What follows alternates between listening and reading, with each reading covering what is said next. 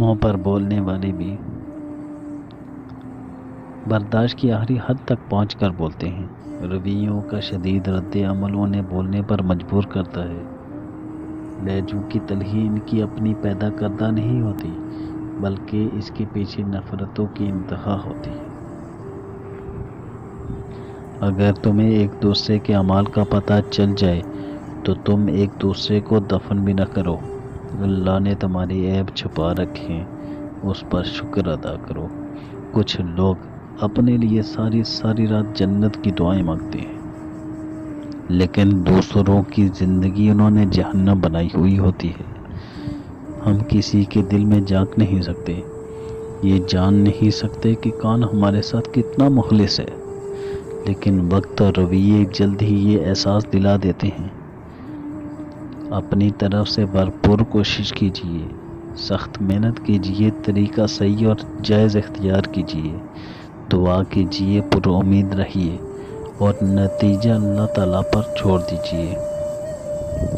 زبان دراز لوگوں سے ڈرنے کا کوئی فائدہ نہیں، وہ تو شور ڈال کر اپنی بڑاس نکال لیتے ہیں، لیکن ڈرو ان لوگوں سے جو سہ جاتے ہیں، کیونکہ وہ معاملہ اللہ کے سپرد کر دیتے ہیں۔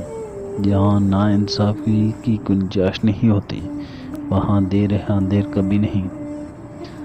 اگر آپ سوچ رہے ہیں کہ ہر چیز آپ کے ہاتھ سے نکل رہی ہے اور حالات آپ کے موافق نہیں ہیں، تو ایک دفعہ اس درخت کے بارے میں ضرور سوچنا جو ایک ایک کر کے اپنے تمام پتے کھو دیتا ہے، لیکن پھر بھی کھڑا رہتا ہے اس امید پر کہ بہار کے دن آئے گا۔ مجھے اتنا عجیب لگتا ہے نا کہ لوگ ہماری زندگی کا ایک صفحہ پڑھ کے ہمارے بارے میں پوری کتاب ہی لکھ لیتے ہیں۔ کوئی یہ کیسے سوچ سکتا ہے کہ حساب نہیں ہوگا، کہ وہ بخشا جائے گا؟ یاد رہے حساب دینا ہوگا، ایک ایک آہ کا، آنسوں کا، تڑپ کا، بے حسی کا اور بے رحمی کا۔ حقوق اللہ کے بعد حقوق العباد کا معاملہ بھی سخت ہوگا۔